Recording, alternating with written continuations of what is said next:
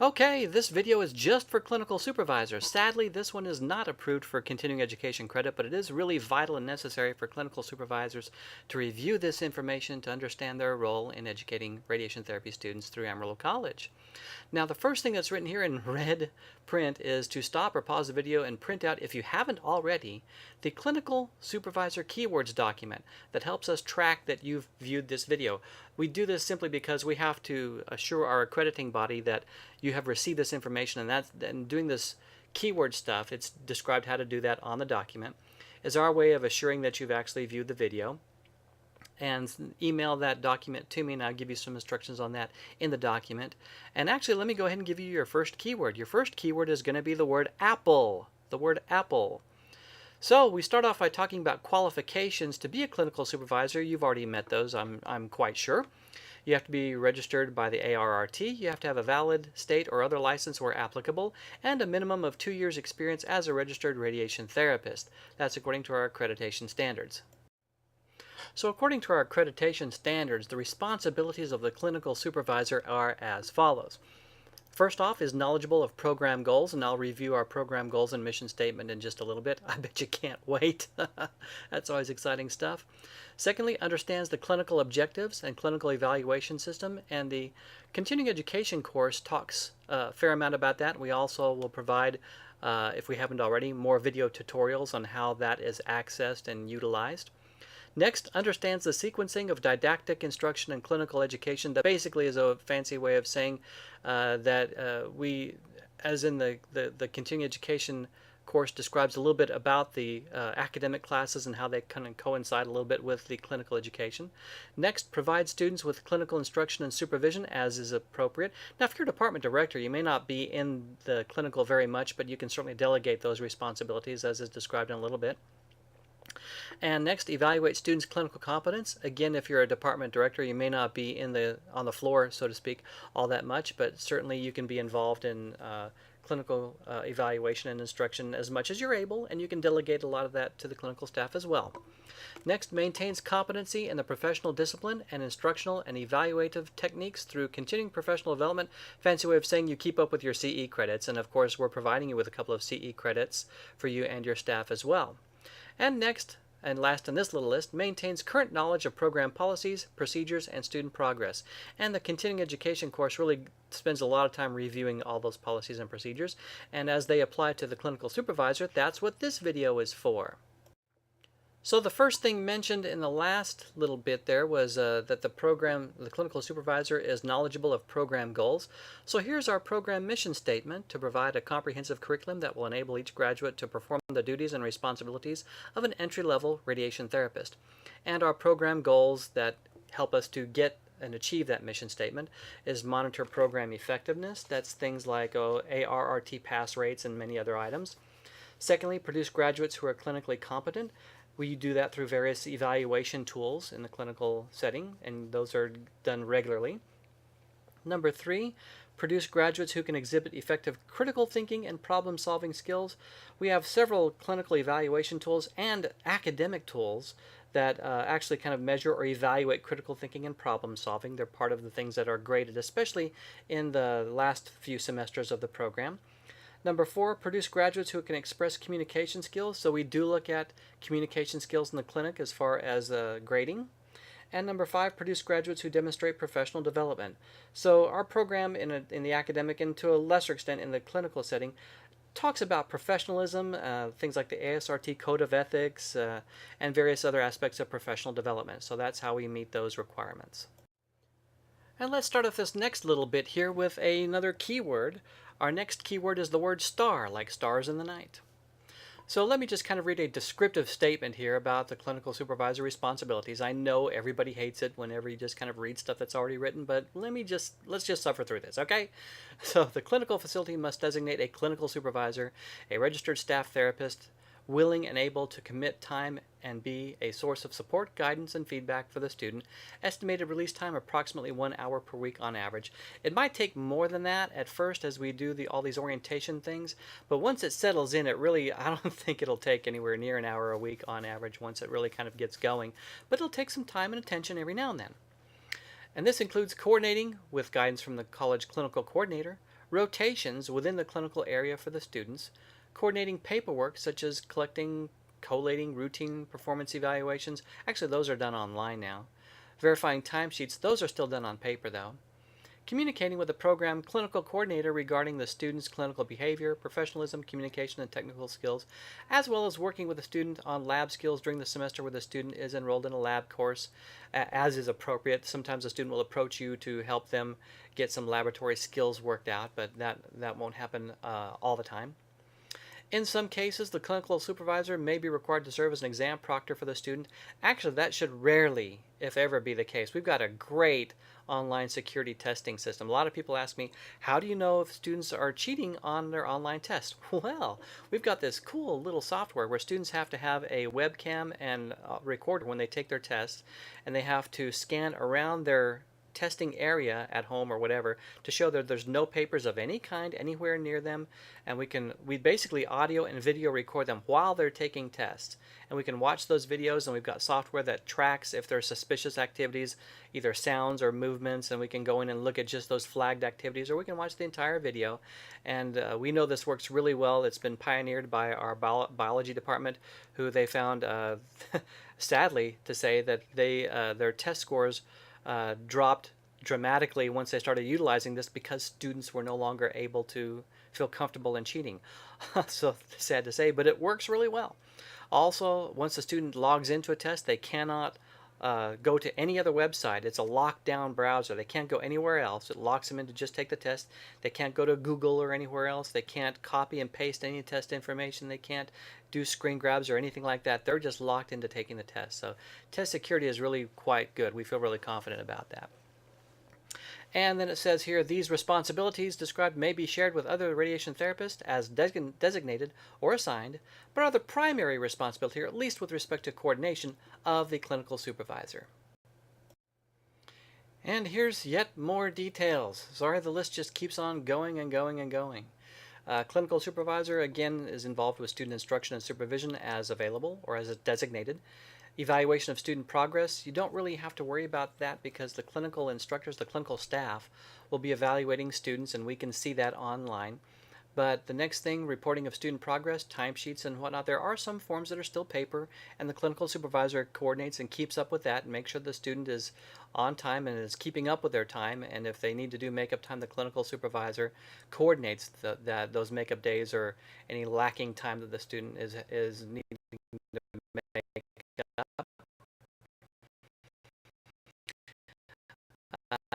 Next, provide student with regular feedback. So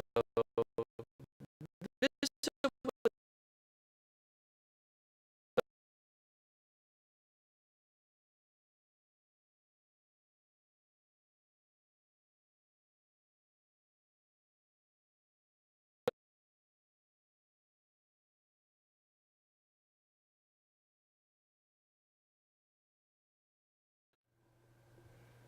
what? Yet another list of responsibilities? Oh, jeez. Really, it's not that bad. It really isn't.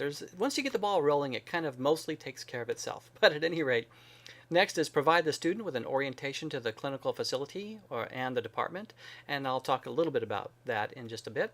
Serve as a liaison between the program faculty and the clinical staff. So you, as the clinical supervisor, you're really our go-between between the clinical facility and the college. So you're our communication bridge, so to speak, kind of the corpus callosum, as it were, between the clinic and the college. Next is follow the grievance procedures chain of command when necessary. So if a student has an issue with a clinical instructor, a staff therapist, then, well, really the first person they should consult would be the person themselves, the clinical instructor that there's an issue with or concern about or whatever. And then if a student doesn't get, well, sometimes students have a hard time talking to the person that they're having a difficult time with, and we understand that. So even though that should be the first person they go to, we understand that may not be the first person they go to. They may want to talk to somebody else and get a more hopefully objective view. So that's where you come in. So next is the CS, the clinical supervisor. And then if the student and the clinical supervisor feel that the issue isn't really being resolved effectively at that level, then communicate with us, the clinical coordinator, first. and the clinical coordinator right now is Candy, and then the program director, me. And then if things don't work out well there, then we can keep on going up the ladder, up to the college dean, the vice president of the college, the president of the college, and the board of regents. It should never get anywhere near that far. Usually by the time we get to the clinical coordinator or program director, we've resolved the issues or taken care of it or found something to work with there. And the same really kind of goes with the clinical instructor. If they're having a problem with a student, then they should go to the student first and talk to the student about the problems or issues or concerns that they might have. And then if they don't see improvement or if things just aren't changing, then they should go to the clinical supervisor and talk to that person about the issues. And then the clinical coordinator, program director, and so on. Next is provide student counseling when needed with documentation of any counseling given. We've got some forms that we can that we can provide to you anytime you talk with a student or really a staff member about a student. Then we want to kind of document those things and then have you send that documentation to us. So we've got a counseling form that we use that you can send to us. So report anytime something like that is necessary. Next, communicates with appropriate educational program regarding any student accident, conflict, incidents, or grievance. So even things like we had a student not all that long ago who is very tall and hit her head on the collimator of the linear accelerator and required staples, actually like 3 big staples. And so anytime there's an accident or anything like that, there's paperwork that you guys will want to do. You'll want to do an incident report for your facility. Also get in touch with us immediately because there's paperwork that we have to do within 24 hours of the incident. And also, lastly here, act as a student advocate. Whenever you're working with a student, then you're really the student's supporter. You're really the advocate for the student. So we really want you to kind of be the college representative for the student in the clinical facility. So while that wraps up pretty much the clinical supervisor responsibilities, here's just a really quick, brief description of clinical staff or clinical instructor responsibilities from our accrediting body. And this is talked about a lot in the continuing education course. But first thing is to understand the clinical competency system. This really isn't talked about in the continuing education class because the competencies for linear accelerators and simulation areas don't even start until the second semester. That's where they do treatments and stuff, kind of by themselves for kind of a pass-fail kind of thing. So we'll give you a lot more information about that as the second semester approaches. But by and large, those competencies, well, there actually are some competencies that are done earlier on, like if a student rotates in non-radiation therapy areas like nursing and other reception and other areas. We do have some simple evaluations for those areas, so there's some competencies with respect to some other areas. But the official competencies for the treatment areas don't start until the second semester of the program. Let me go ahead and stop and give you another keyword here. Our next keyword is the word music. Music. So continuing on, the next thing is understand the requirements for student supervision. That's described really well in the continuing education course. Same thing with supervision. So I mentioned a minute ago that we want you to give the student an orientation, and that really means that what we'd like to see happen is for the student to have access to the same kinds of orientations that a new hired radiation therapist would get if they were new to your hospital and new to your department. And that's as much as is reasonable. I mean, if the student already works at your facility, or if you're in an outpatient clinical facility that doesn't have a lot to do with the main hospital, then they may not need the entire full hospital orientation. But as much as you think is helpful would be really beneficial for the student. And certainly we want them to have a good full orientation to your department. Things like policies and procedures, formal and informal rules and regulations. Familiarize the student with staff members and the responsibilities assigned to each. And that can be, just take them around the department, give them the nickel tour, as it were, and then meet with them in your office or wherever and just talk to them, give them the little pep talk, about what your expectations are and what they need to know. And we'll go into some more details on that in just a minute. But even things like dress code, your specific clinical facility's dress code that goes above and beyond or is maybe different from the dress code that's described in our continuing education course. Lastly here, an organizational chart may be helpful. So knowing where to obtain agency manuals and reference materials that might be needed, and basically handouts for the student would be helpful in this orientation as well.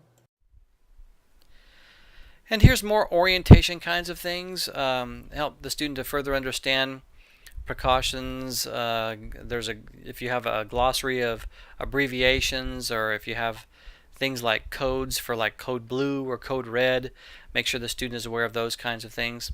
Location of emergency equipment, rules and regulations of the department, department chain of command. So if you've got like a department manager and chief tech and those kinds of personnel, then let the student know who those people are and what the chain of command is. Also, expectation of the students. In other words, what do you expect out of the student? You might get with the student.